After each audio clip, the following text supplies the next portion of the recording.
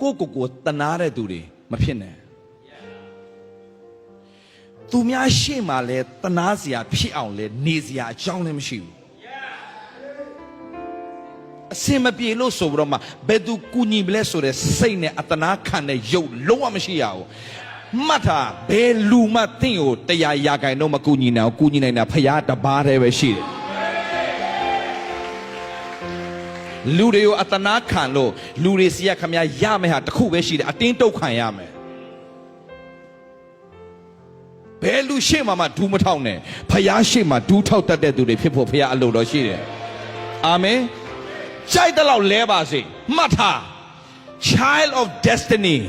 ကြီးမားသောအမှုကိုပြုမဲ့လူတစ်ယောက်ကအမြဲတမ်းထိုးနှက်မှုတွေဆိုတာရှိတယ်အမြဲတမ်းဆွဲချခါတာရှိတယ်အမြဲတမ်းတင်းရတတ်တာမှာမမျော်လင့်တဲ့ unexpected storm ဆိုတာမမျော်လင့်တဲ့မုန်တိုင်းဆိုတာဝင်လာတတ်တယ်စိုက်တာဝင်လာစမ်းမှာသင်နှုတ်ကနေထွက်တဲ့စကားကတာမှန်ပါစေမင်္ဂလာစကားသာပြောစမ်းပါအခြေအနေဆိုးရွားလို့သင်နှုတ်ကဆိုးရွားစရာအကြောင်းမရှိစေရဘူးကြိုက်တလောက်အမင်္ဂလာဖြစ်ပါစေတင်းနှုတ်ကမင်္ဂလာစကားသာများများပြောစမ်းပါ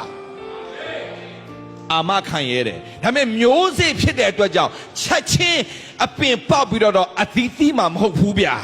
ရှာတေးဗလာဝန်ခံခဲ့တယ်ငါမြန်မာပြည်သားတွေပဲတရားဟောမှာမဟုတ်ကမ္ဘာမှာရှိတဲ့သူတွေလူမျိုးတကာအတွက်ဖြစ်ရမယ်ဒီနေ့စပြီလေညီကောင်မောင်မတို့ကျွန်တော်ပြောတဲ့အတိုင်းကျွန်တော်ဖြစ်တယ်ဗျသင်လည်းဖြစ်ရမယ်သင်လည်းဖြစ်ရမယ်ဒါပေမဲ့တခုရှိတယ်အချင်းနဲ့ပြောင်းတိုင်းသင်နှုတ်ကရှောက်ပြောင်းစရာဘာအကြောင်းမှမရှိဘူးစိတ်တက်ကြစရာအကြောင်းမရှိဘူးစိတ်ပြက်စရာအကြောင်းလည်းမရှိဘူးဒါပေမဲ့သင်နှုတ်ကနေဘလောက်ပဲဆုံးရှုံးပါစေသင်နှုတ်ကနေအောင်မြင်ခြင်းကြွေးကြော်ရင်မှတ်ထားအချိန်တစ်ခုရောက်လာရင်တားဆီးလို့မရနိုင်တဲ့အောင်မြင်ခြင်းတွေကသင်ရဲ့အသက်တာထဲကိုအတုံးအယုံဝင်ရောက်လာလိမ့်မယ်